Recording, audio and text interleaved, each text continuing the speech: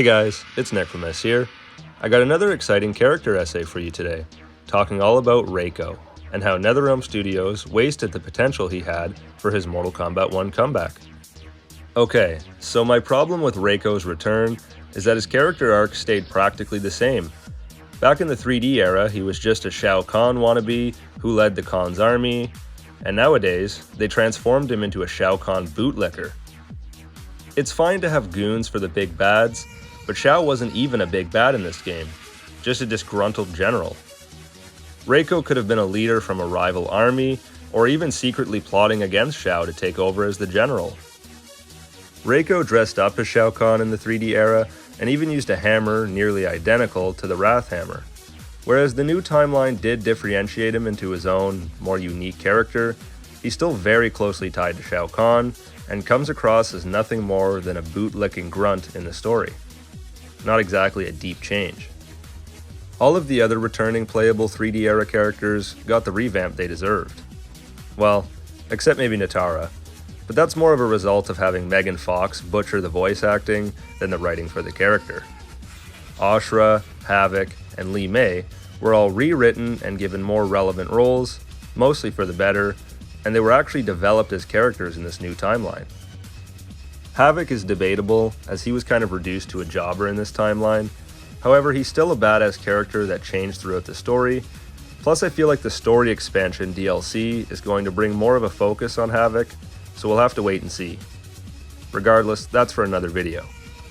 Reiko didn't get the same luck, especially not in terms of storytelling.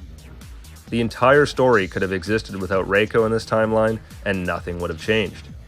Replace him with any other Joe Blow and nobody would have even noticed. Reiko had about as much story relevance in this game as Darius did, and he's just a cameo with no speaking lines. NetherRealm Studios didn't do a horrible job with him, as they did change his design to be more of his own character, and he has some pretty kick-ass gear. Reiko's moveset is better this time around too, but I still can't shake the idea that he has potential to be a much better character than he ever has been. His gameplay is definitely an improvement from the 3D era, but still kind of boring. He's just a grappler with shurikens. One thing that really annoys me is that Reiko uses a spear in his fatal blow and fatalities, but nowhere in his moveset is this spear involved.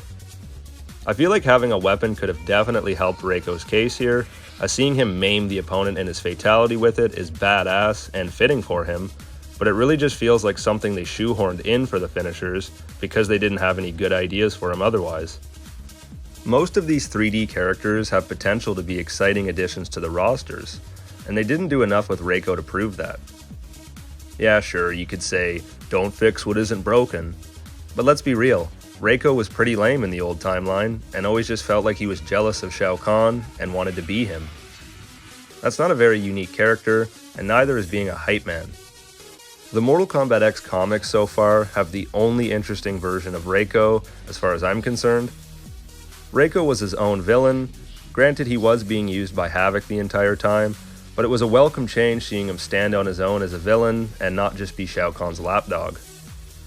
He gains the power of the Kamidogu's blood magic and becomes a super powerful villain with a nasty god complex.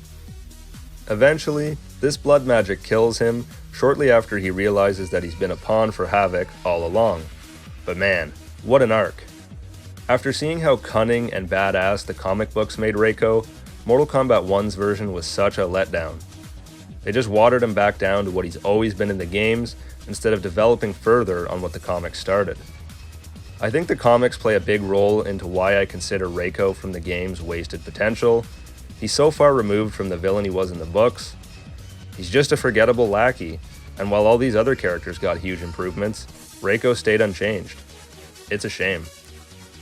I'm keeping my fingers crossed that Reiko will get some love in the story expansion, just to give him a chance to develop and become his own unique, more memorable character. I don't think Reiko is a bad character, I just think he suffers from bad choices, and that the devs really don't know what direction to take this character. Baraka and Reptile got such amazing development in Mortal Kombat 1, finally becoming more than just grunts. They both had great reasons for teetering the line of good and evil, and became much more interesting characters as a result of it. I can only hope Reiko gets this treatment one day. So that's pretty much it. Let me know what you think about Reiko's wasted potential.